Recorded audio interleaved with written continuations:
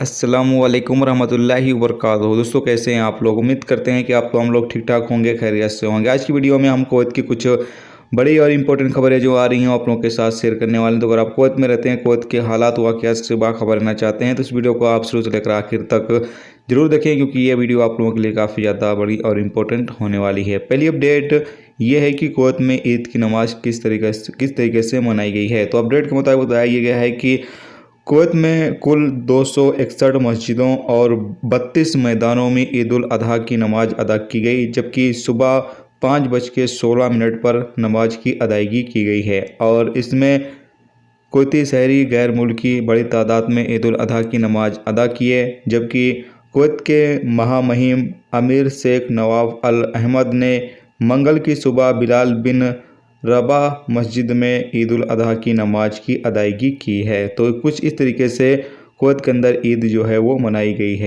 इसके अलावा अगली अपडेट ये है कि कुवैत के वैक्सीन सेंटर पर आज भी वैक्सीन जो है वो बड़ी तादाद में लगाई गई है। लोग जो है वो आज भी वैक्सीन लगवाने के लिए बड़ी तादाद में गए हैं। जिन लोगों का अपॉइंटमेंट था वो तमाम लोग आज की तारीख में भी वैक्सीन लगवाने गए हैं।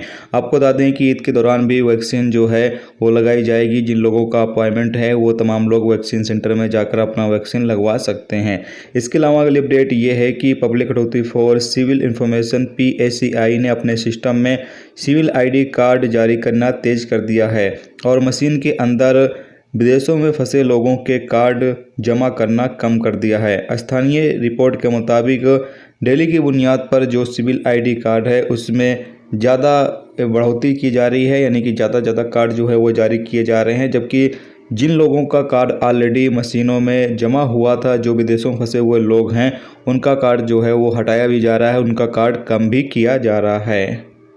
अगली अपडेट ये है कि कुवैत मिनिस्ट्री ऑफ हेल्थ ने सोमवार को ऐलान किया है कि इम्यून एप्लीकेशन में एक नई अपडेट उपलब्ध कराई गई है, एक नई सर्विस ऐड की गई है।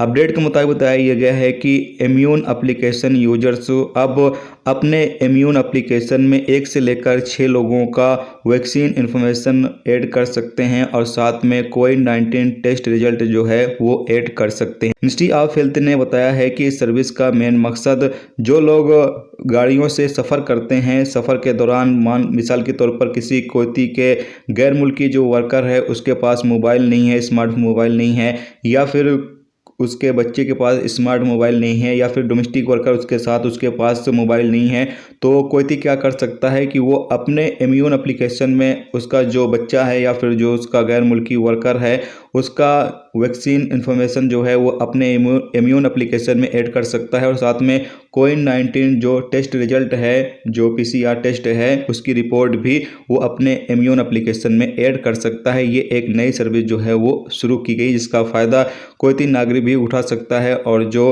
अजनबी लोग हैं वो भी उठा सकते हैं। तो ये दोस्तों आज की कुवैत की कुछ बड़ी और इम्पोर्टेंट खबरें जो आप लोगों के साथ शेयर की गई। तो उम्मीद करता हूँ ये वीडियो आपको पसंद आई होगी। पसंद आई ये वीडियो को लाइक और शेयर जरूर करें। चैनल पर नए हो चैनल को सब्सक्राइब कर लें, क्योंकि यहाँ पर आपको कुवैत के हवाले से जो भी ताज़ा तरीन अपडेट, ताज़ा तरीन जानकारी होगी वो आप तमाम दोस्तों के साथ शेयर की जाती रहेगी। चलिए फिर मिलते हैं नेक्स्ट टॉपिक के साथ। रखिए अपना ख्याल, रखिए। खुदा हाफ़िज़।